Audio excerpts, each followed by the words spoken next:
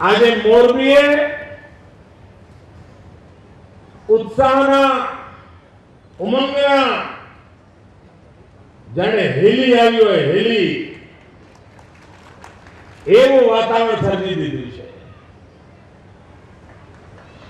નવરચિત થયેલા મોરબી જિલ્લાની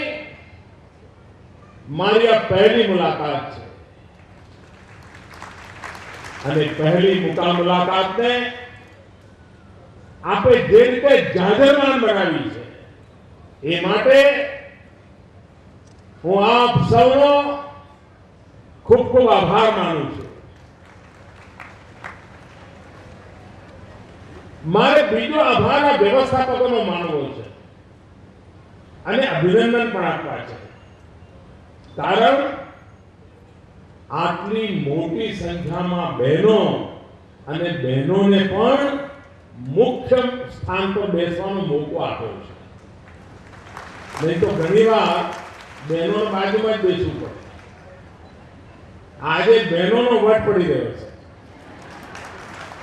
અને તેથી આ આયોજકોને વિશેષ અભિનંદન કે બહેનોને આ પ્રકારે આગવું સ્થાન બેઠક વ્યવસ્થામાં આપવા બદલ.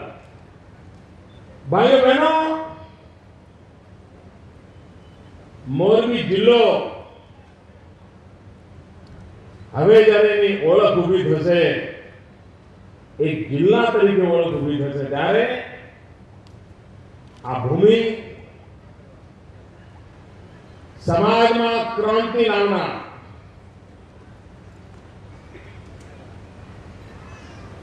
કુપ્રથાઓ સામે જંગ માંડનાર, ખોટી માન્યતાઓ સામે હિંમતપૂર્વક પ્રહાર કરનાર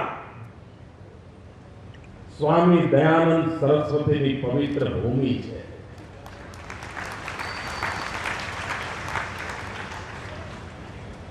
અને એવી ભૂમિ છે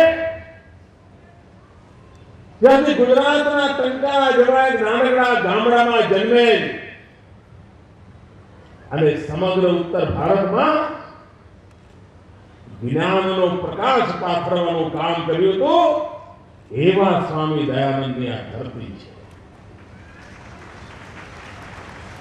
મિત્રો, ઘણીવાર આપણે અહીંયા જ રહેતા હોઈએ, રોજ ટંકારાનું નામ સાંભળતા હોઈએ, રોજ સ્વામી દયાનંદનું નામ સાંભળતા હોઈએ, એટલે આપણને જાજી સમજણ ના આવે, ધ્યાન પણ ન જાય.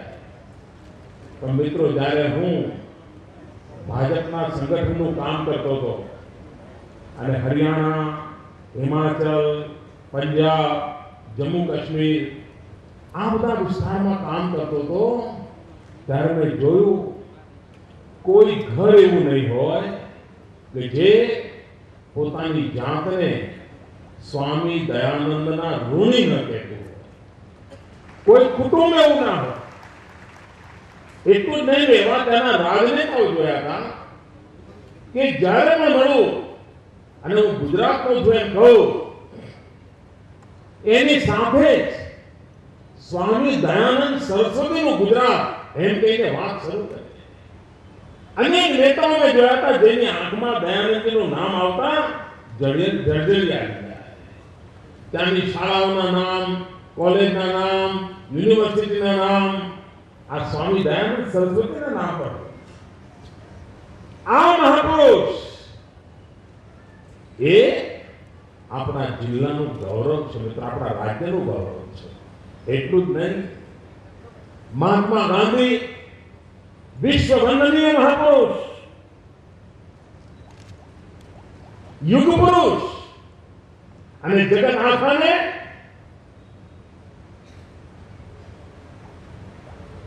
લોક ક્રાંતિનો જેને નવો સંદેશ આપ્યો હતો.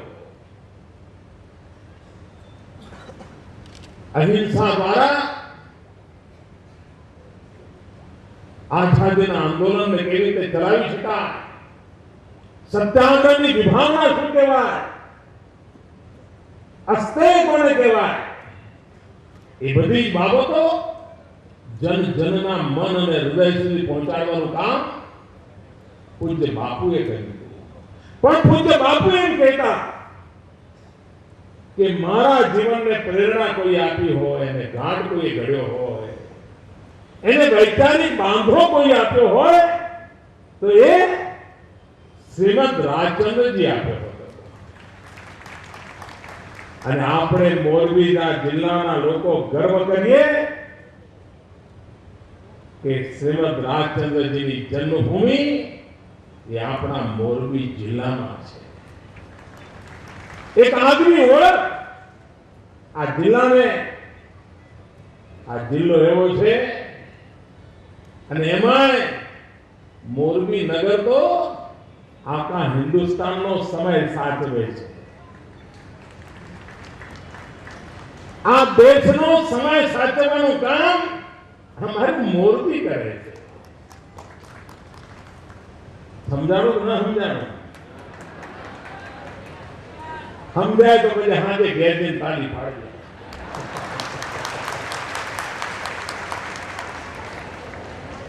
મિત્રો, મોરબી તળિયાથી નળિયા સુધી સામાન્ય માનવીનો નાતો જોડનારું મોરબી છે.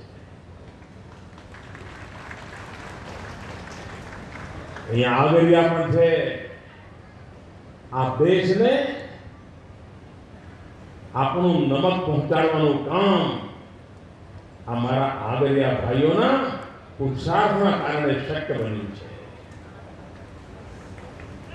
બંદર પણ છે. આપ કલ્પના કરી શકો છો કે જિલ્લાને જ્યારે નવી રીતે જોઈએ ત્યારે વિકાસ માટેનું કેવું એની તરફ ધ્યાન કેન્દ્રિત થવાનું છે. અને ગુજરાતમાં કદાચ બહુ ઓછા જિલ્લા એવા છે કે જે આર્થિક રીતે આટલા ધમધમતા હશે. આર્થિક રીતે ધમધમતો જિલ્લો એટલે મોરબી જિલ્લો.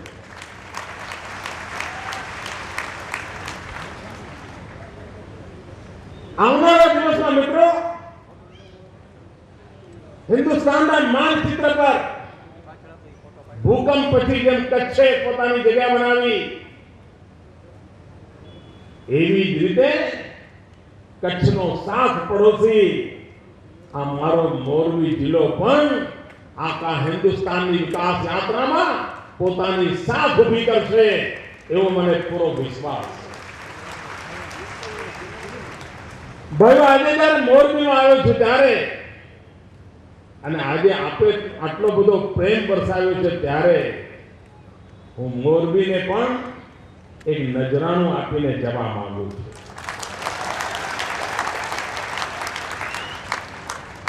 આ મોરબી નગરમાં ગરીબ પરિવારોના આવાસ માટે 1008 મકાનો 25 કરોડ કરતા રૂપિયા વધારે કામના ખર્ચના મકાનો એ મોરબીના ગરીબ પરિવારો માટે એનું નિર્માણ કાર્ય કરવામાં આવશે અને મોરબીના ગરીબ જનતાને આવાસનો લાભ મળે અને આપણે લોકોને ઘર આપવા માટેની એક જહેમત ઉપાડી છે. પૂર્વે કામ ઉપાડ્યું છે એનો લાભો આ મોરબીને પણ અને નવો મોરબી જિલ્લો બની રહ્યો છે ત્યારે એનો પહેલો લાભાર્થી કોણ? મારો ગરીબ મહેનત કરનારો મજદૂરી કરનારો આ ધરતીનું છોરું એને લાભ મળે એ અમારી મનની ભૂમિકા છે. ભાઈઓ બહેનો, વિકાસ ઉત્તરોત્તર ચાલ્યા જ કરવો જોઈએ. જો એ સ્થગિત થઈ જાય અને હવે તો બધું થઈ ગયું, રોડ બની ગયા, પાણી આવી ગયું, શાળા આવી ગઈ, હોસ્પિટલ આવી ગયું એટલે ભયો ના, આ બધું તો હજુ શરૂઆત છે ભાઈઓ, શરૂઆત. હજુ તો ઘણી નવી ઊંચાઈઓ પ્રાપ્ત કરવી. કેટલા સપના સજાય છે મિત્રો. આ રાજ્યને ક્યાંથી ક્યાં લઈ જવું છે એમાં તો આ બધી હજુ તો શરૂઆત ગણું છું. જો આ બધી શરૂઆત હોય તો મંજિલ કેટલી ભવ્ય હશે એનો તમે અંદાજ કરી શકો. વિકાસ કોઈ દિવસ સ્થગિત ન હોઈ શકે, વિકાસ કોઈ દિવસ બંધિયાર ન હોઈ શકે. વિકાસ ક્યારે કોઈ વ્યક્તિ પર આધારિત ન હોઈ શકે, વિકાસ ક્યારે કોઈ વ્યક્તિ કેન્દ્રી ન હોઈ શકે, કોઈ વ્યક્તિના ભરોસે ચાલનારો ન હોઈ શકે. વિકાસ એ નિરંતર ચાલતી પ્રક્રિયા હોવી જોઈએ અને એનો મજબૂત પાયો આ ગુજરાતની ધરતી પર આપણે નાખ્યો છે. વિકાસની નવી ઊંચાઈઓને પાર કરવી છે અને એમાં દેશ આઝાદ થયો, સ્વરાજ્ય મળ્યું, પણ સુરાજ્ય માટે દેશ વલખા મારતો રહ્યો. ગુડ ગવર્નન્સ, સુશાસન, સુરાજ્ય, એના માટે હિન્દુસ્તાનમાં એક વ્યાપક ચર્ચા ચાલી રહી છે. દેશનો ભણેલો ગણેલો નવજવાન 60 વર્ષ પછીની આ સ્થિતિ માટે સવાલ પૂછે છે. ત્યારે ગુજરાતે ભાઈઓ બહેનો વહીવટી માળખામાં આમૂલચૂલ પરિવર્તન લાવવાની હિંમત કરી છે. અનેકવિધ સુધારણા કર્યા છે. સામાન્ય માનવીને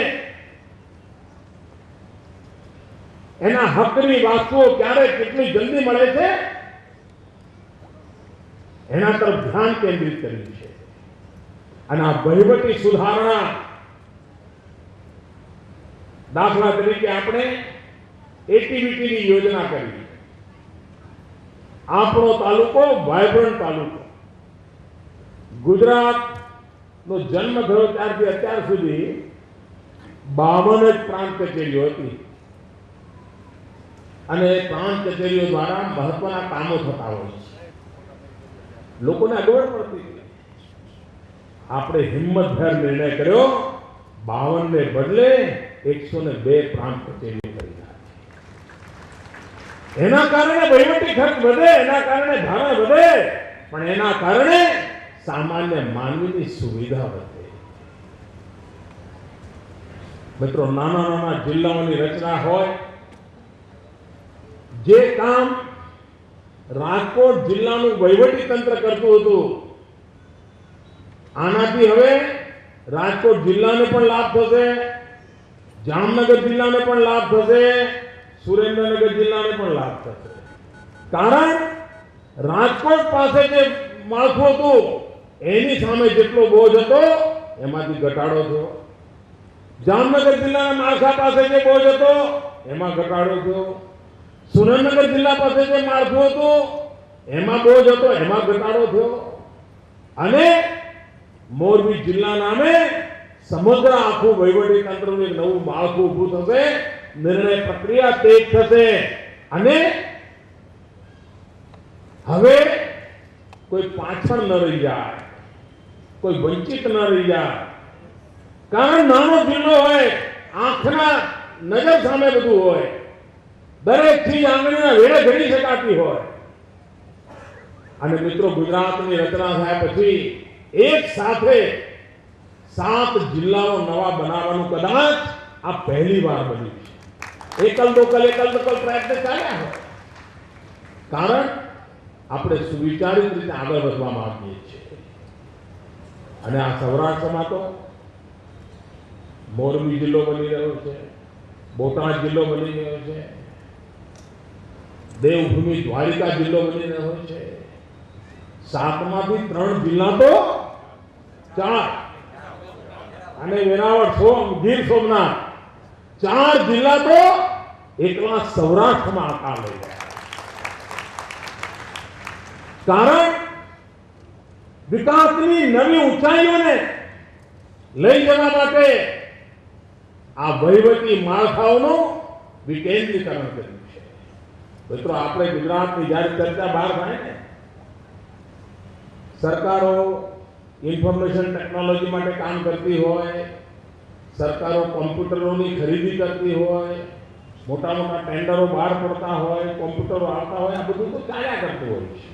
હિન્દુસ્તાન ભરની બધી સરકારોમાં ચાલે અને ગુલદસ્તાની જેમ ટેબલ ઉપર કોમ્પ્યુટર પડ્યું પણ હોય, પણ આ કોમ્પ્યુટરનો ઉપયોગ ગરીબમાં ગરીબ માનવીના સેવામાં કેમ કરી શકાય?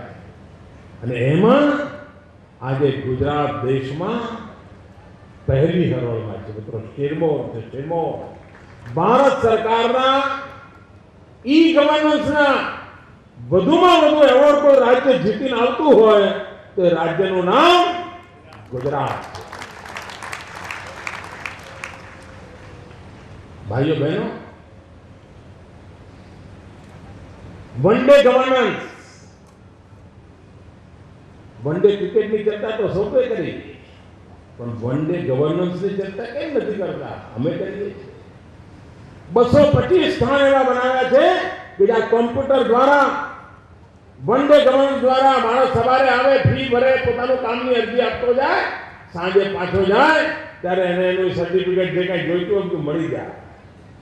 એનો સમય બગડે નહીં, તકલીફ ન પડે, ગરીબ માણસને ન્યાય મળે. આપણે સાંજની કોર્ટો ચાલુ કરી, દિવસભર રોજી રોટી કમાય, સાંજે ઇવનિંગ કોર્ટમાં એનો કેસ હોય, 6 વાગ્યા પછી જાય, રાત્રે 10 વાગ્યા સુધી કોર્ટ ચાલતી હોય, ન્યાય મેળવે, જલ્દી ન્યાય મળે. આખા દેશમાં આ શરૂઆત કોઈએ કરી હોય ગુજરાતે. ટેકનોલોજીનો ઉપયોગ, વકીલોને કેટલા બધા થોથા ઉઠાવવા પડતા હોય અને ઘણીવાર એ થોથા ઉઠાવવામાં એટલો ટાઈમ જતો હોય કે કોર્ટની અંદર તારીખ ઉપર તારીખો પડ્યા કરતી હોય. આજે યુગ બદલાયો. આપણે બાર એસોસિએશનની તાલુકાવાર ઈ લાઇબ્રેરીઓ બનાવી આપી સરકારના ખર્ચે. કોઈ પણ વકીલને કોઈ પણ કેસનો રેફરન્સ જોઈતો હોય, સુપ્રીમ કોર્ટનો, હાઈકોર્ટનો કોઈ જજમેન્ટ જોઈતું હોય, ઈ લાઇબ્રેરી દ્વારા તરત એને મળી જાય. ઈ લાઇબ્રેરીમાં 20 લાખ પુસ્તકો ઓનલાઈન અવેલેબલ થાય. આની વ્યવસ્થા કરે. મિત્રો, કેવી રીતે બદલાવ લાવી શકાય? સુશાસન લાવવા માટે વહીવટી તંત્રમાં કેવી રીતે બદલાવ લાવી શકાય? વહીવટી તંત્રની વ્યવસ્થાઓને કેવી રીતે આધુનિક સ્વરૂપમાં ગોઠવી શકાય?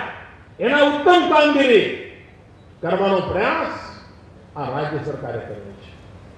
પણ ભાઈઓ બહેનો, સામાન્ય રીતે ગુજરાતમાં કંઈ પણ સારું થાય તો એમાં દેશને લાભ થાય કે ના થાય? ભાઈઓ જરા કહો તો ભાઈ, ગુજરાતમાં કશું પણ સારું થાય તો દેશને લાભ થાય કે ના થાય? જરા ખોંખારીને બોલો તો ખબર પડે. ગુજરાતમાં વધુ મીઠું પાકે, દેશને લાભ થાય કે ના થાય? ગુજરાતમાં વધુ કપાસ પાકે, દેશને લાભ થાય કે ના થાય? ગુજરાતમાં વધુમાં વધુ સસ્તી ટાઇલ્સો તૈયાર થાય, હિન્દુસ્તાનને લાભ થાય કે ના થાય? ગુજરાતમાં સારામાં સારી સસ્તામાં સસ્તી ઘડિયાળો તૈયાર થાય, દેશને લાભ થાય કે ના થાય? આપણે કંઈ પણ સારું કરીએ તો આપણે એકલા જ થઈએ છીએ. ભાઈ તમે જુઓ, મને આજે હું આવતો હતો અહીંયા મોરબી હેલિપેડ થી, અહીંયા આખા રસ્તામાં હિન્દુસ્તાનના જુદા જુદા રાજ્યના નાગરિકો સત્કાર કરવા માટે ઉભા હતા. મને એટલો આનંદ થયો, લગભગ આખું હિન્દુસ્તાન મોરબીમાં છે. બોલો, લગભગ આખું હિન્દુસ્તાન. આ દેશનું ભલું આપણે કરીએ કે નથી કરી શકતા? એક નાનકડું મોરબી હિન્દુસ્તાનનું ભલું કરવામાં કામ કરી શકતો હોય. મિત્રો, કોઈ પણ જગ્યાએ કોઈનું ભલું થતું હોય તો ગૌરવ થાય કે ના થાય? આનંદ થાય કે ના થાય? દેશને ખુશ થવું જોઈએ કે ના થવું જોઈએ? ગુજરાત સારું કરે છે. ગુજરાત દેશ ઉપર બોજ નથી બનતું. દેશની અંદર કંઈક એવું પૂરક બને છે. એ દેશનું ભલું કરવાનું કામ આપણે કરીએ છીએ કે નથી કરતા? જરા મને કહો તો આપણે માનીએ. કરીએ છીએ ને? એટલે જ આપણે કહીએ છીએ ભારતના વિકાસ માટે ગુજરાતનો વિકાસ. તમને આનંદ થાય છે ભાઈઓ? તમને આ વિકાસથી આનંદ થાય છે? ગુજરાત દેશની સેવા કરે છે. ગુજરાત દેશની વિકાસમાં મદદરૂપ થાય છે, પણ કેટલાકને આ નથી ગમતું. જે તમને ગમે છે એ કેટલાકને નથી ગમતું. આજકાલ આખા હિન્દુસ્તાનમાં બાળની ખાલ ઉતારવા માટેના મોટા મોટા લોકો મેદાનમાં ઉતરી પડ્યા છે. ગુજરાત કે અમે એમ કર્યું, આખા દેશમાંથી એક વર્ગ જૂઠાણા ફેલાવવા મેદાનમાં આવી જાય છે. નથી કર્યું, નથી કર્યું, નથી કર્યું. જે લોકો જૂઠાણા ફેલાવે છે એ લોકોએ હમણાં 6 મહિના પહેલા પણ જૂઠાણા ફેલાયા હતા. 2012માં ડિસેમ્બરમાં ચૂંટણીઓ ચાલતી હતી. હિન્દુસ્તાનના ખૂણે ખૂણેથી જૂઠાણા ફેલાવા અહીંયા ઉતરી પડ્યા હતા, પણ એમની વાત ગુજરાતની જનતાની ગળે નહોતી ઉતરી અને અમને ડિસ્ટિંક્શન માર્ક સાથે લોકોએ પાસ કરી દીધા. અમને બેસાડી દીધા ફરી. એનો અર્થ એ થયો કે અમે જે કહીએ છીએ એ જનતાને નરી આંખે દેખાય છે, એને વિશ્વાસ પડે છે અને એટલા માટે આ જનતા ફરીને ફરી અમારામાં વિશ્વાસ મૂકે છે. દેશની જનતાની આંખમાં ધૂળ નાખવાનું અભિયાન ચલાવી દેવામાં આવ્યું છે. મારે આ લોકોને ચેતવણી આપવી છે. તમે દેશની જનતાને એ વાતનો જવાબ આપો કે આ દેશ એને રવાડે ચડાવનારા લોકો, આર્થિક રીતે બરબાદી તરફ ધકેલનારા લોકો, આ ગુજરાતની જનતા 20 વર્ષ થવાયા એમને કેમ પગ મૂકવા નથી દેતી? જરા જવાબ તો આપો.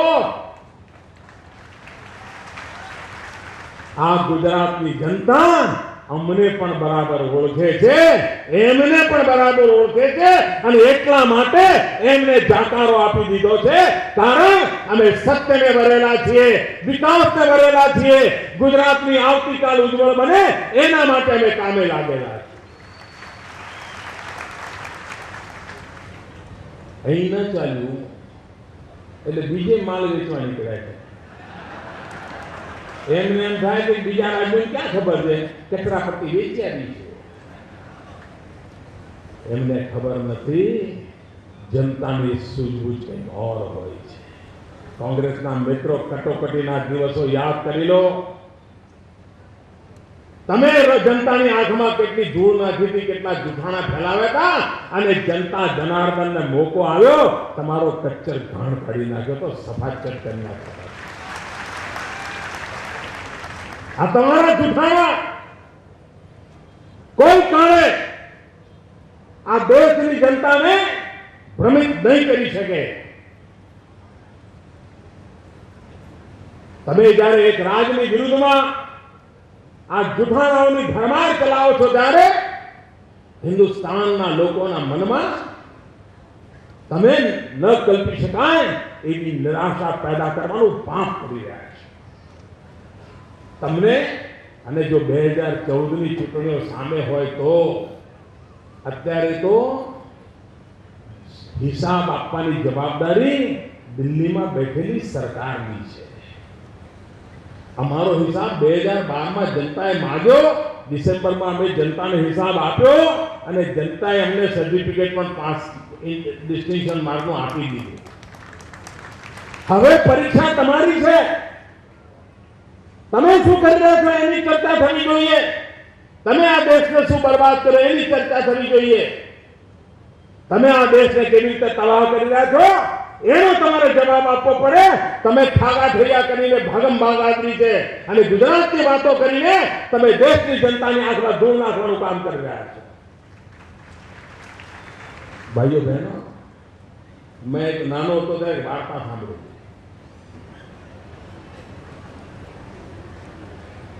એક વડીલ વૃદ્ધ બાપા ઘરના થયા, બીમાર પડ્યા, 4 છોકરા, પણ બાપાનું ધ્યાન ના રાખે.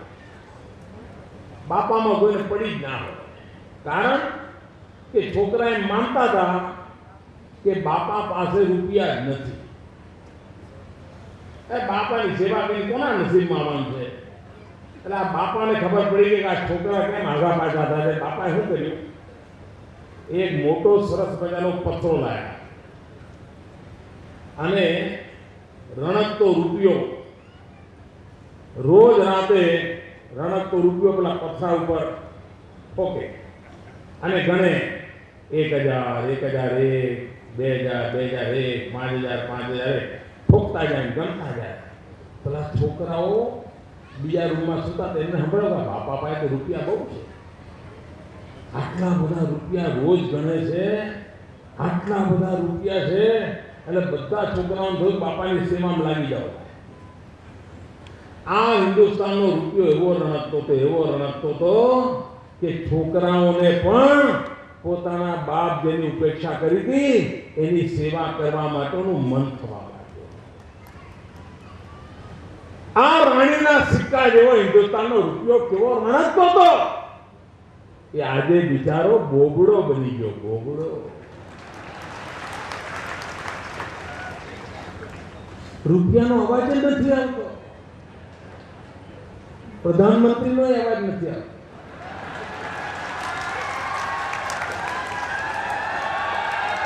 ન રૂપિયો રણકે છે, ન પ્રધાનમંત્રી ટહુકે છે. ભાઈઓ બહેનો, રૂપિયાની આબરૂ જ નથી, રૂપિયાનું ધોવાણ ચાલ્યું છે.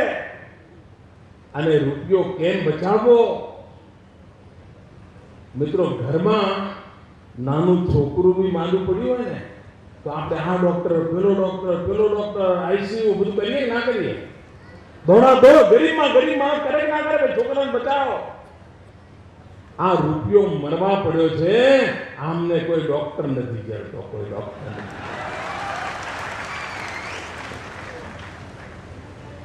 અને એમણે જ રૂપિયાને જીવલેણ બીમારી કરી દીધી છે. મિત્રો, જીવલેણ બીમારીનો ભોગ બન્યો છે હિન્દુસ્તાનનો રૂપિયો. અને હિન્દુસ્તાનનો રૂપિયો જીવલેણ બીમારીનો ભોગ બનવાને કારણે સામાન્ય માનવી એની જિંદગી બરબાદ થવા માંડી છે. અને એમણે કોઈ વચન નથી પાડ્યું. 100 દિવસમાં મોંઘવારી દૂર કરવાનું કહ્યું હતું. મોંઘવારી તો દૂર ના થઈ ભાઈઓ, રૂપિયો એ ભાવ કામ વગરનો થઈ ગયો. રૂપિયો નકામો થઈ ગયો. સરકાર કામ વગરની, રૂપિયો કામ વગરનો. શું થશે આ દેશને? ભાઈઓ બહેનો, સમયની માંગ છે, આપણે બધા જાગીએ. આ દેશને બચાવવો પડશે. આ દેશને બરબાદ થતો બચાવવો પડશે, અટકાવવો પડશે. સમગ્ર દેશમાં એક જાગૃતિની જરૂર છે, એક ચેતનાની જરૂર છે. અને જાગૃતિ દ્વારા, ચેતના દ્વારા સમગ્ર દેશમાં, અને મિત્રો 125 કરોડનો દેશ છે, 65% કરતા વધારે લોકો 35 થી નીચેની ઉંમરના છે. હિન્દુસ્તાન દુનિયાનું સૌથી જવાન દેશ છે. જવાની ભારો ભાર અહીંયા પડી છે. મિત્રો, જરા એના હાથ પગને કામ આપીએ, મિત્રો આ દેશ ક્યાંથી ક્યાં પહોંચી જાય. આ ગુજરાતને લીલુંછમ મેઘ મહારાજા કરી રહ્યા છે. અને મારો ગુજરાતનો ખેડૂત એમાં પરસેવાની સુગંધ ફેરવીને ગુજરાત અને દેશના લોકોનું પેટ ભરવાનું કામ કરી રહ્યો છે. મિત્રો, આ ગૌરવપૂર્ણ ગાથા આ અમારા ગુજરાતની છે. ભાઈઓ બહેનો, અહીંયા મને ચાંદીથી તોલવામાં આવ્યો છે. મને ખબર નથી કે આ છાપામાં શું આવશે. આમ તો હું બહુ લાંબી આશા બહુ ઓછી રાખું છું. મારા આવતા પહેલા બી ડિક્શનરીમાં જેટલા શબ્દો એટલા વપરાઈ જાય, મારા ગયા પછી પણ વપરાઈ જાય. એમનું એ ચાલે, મારું એ ચાલે. પણ મિત્રો, મોરબી જિલ્લો બન્યાની ખુશીમાં આપે મને ચાંદીથી તોલીને આ ચાંદીની જે ભેટ સોગાદ આપી છે એના ઉપર મારો કોઈ હક નથી. આપે મારું ગૌરવ કર્યું, હું આપનો આભારી છું. પણ હું તો આ રાજમાં એક ટ્રસ્ટી તરીકે બેઠો છું. એક ટ્રસ્ટી તરીકેની મારી જવાબદારી છે. અને તેથી ભાઈઓ બહેનો, એક એવું શુભ કામ આપે કર્યું છે, એમાંથી મને અહીંયા બેઠા બેઠા વિચાર આવ્યો કે આ ચાંદીનો ઉત્તમમાં ઉત્તમ ઉપયોગ શું. અને તેથી મારી ઈચ્છા છે કે આ ચાંદીનું જેટલું મૂલ્ય થાય એટલું મૂલ્ય, અને એમાં મોરબી બીજું કંઈ ઉમેરવું હોય તો એ છું, એ રકમ સમગ્ર દુનિયામાં ગૌરવ અપાવે એવો આ રાજ્યના સપૂત હિન્દુસ્તાનને એકતા એક કરવાનું જેને સપનું પૂરું કર્યું, એ ભારતના લોહ પુરુષ સરદાર વલ્લભભાઈ પટેલ. એમનું આપણે એક મોટું સ્મારક બનાવવાના છે. દુનિયામાં સૌથી ઊંચું સ્મારક અત્યારે દુનિયાનું ઊંચામાં ઊંચું પુતળું છે સ્ટેચ્યુ ઓફ લિબર્ટી અમેરિકામાં. સરદાર સાહેબનું બાવલું એના કરતા ડબલ ઊંચું બનશે. ડબલ. આપણે સાહેબ નાનું વિચારવું જ નથી. અરે 125 કરોડ દેશવાસીઓનું શ્રદ્ધા છે, અને એટલા માટે એના કરતા ડબલ. અને સરદાર સાહેબે એકતાનું કામ કર્યું, તો માટે સ્ટેચ્યુનું નામ પણ સ્ટેચ્યુ ઓફ યુનિટી, એકતાનું બાવલું. એટલું જ નહીં, સરદાર સાહેબ કિસાન હતા, સરદાર સાહેબ લોહ પુરુષ હતા. તેથી હિન્દુસ્તાનના ગામડામાંથી દેશની એકતા સાથે જોડવા માટે, એકતાનો મંત્ર આપવા માટે હિન્દુસ્તાનના ગામડામાંથી આપણે લોખંડનું દાન માંગવાના છીએ. લોહ પુરુષ માટે લોખંડનું દાન. પણ લોખંડ એટલે કોઈ એમ કે અમારે ત્યાં જૂના જમાનાની તોપ પડી છે, મોદી સાહેબ લઈ જાઓ, આખું પુતળું બની જશે. કોઈ કે અમારે બહુ મોટી તલવાર છે, લઈ જાઓ સાહેબ, બહુ તેજસ્વી તલવાર છે. મારે તલવાર પણ નહીં જોઈએ, મને તોપ પણ નહીં જોઈએ, પણ મને આ લોખંડ કયું જોઈએ? ખેડૂતે પોતાના ખેતરમાં જે ઓજાર વાપર્યું હોય એ ઓજારમાંથી લોખંડનો ટુકડો જોઈએ. કારણ સરદાર સાહેબ કિસાન પુત્ર હતા. આ ધરતી માતાને એકતાથી જોડવાનું કામ કર્યું હતું, અને એટલા માટે ખેડૂતના ખેતરમાં વપરાયેલ ઓજારનો ટુકડો એવું લોખંડ, અને એને પીગળાવીને આખો જે પ્રોજેક્ટ બનશે, બહુ ભવ્ય અને વિશાળ પ્રોજેક્ટ બનવાનો છે ભાઈઓ. એમાં ક્યાંક ને ક્યાંક એને પણ સ્થાન મળે એવી રીતે એનું આયોજન આપણે કરવા માંગીએ છીએ. સમગ્ર દેશને જોડવા માંગીએ છીએ. આમાં એક કામની અંદર, આ પુતળાના નિર્માણ કાર્યની અંદર આજે આપણે ચાંદી આપી છે, એમાંથી જેટલા રૂપિયા આવશે એ રૂપિયા એમાં જમા કરવામાં આવશે, અને સરદાર સાહેબના પુતળા નિર્માણની અંદર તમારી ચાંદીના રૂપિયા પણ એની અંદર યોગદાન વાળા બની જશે. અને આ ઉત્તમ કામ માટે મોરબીની પહેલ કરવા બદલ હું મોરબીને અભિનંદન આપું છું. અને આ બધું એ સરદાર પટેલના સ્ટેચ્યુ માટે હું સમર્પિત કરું છું.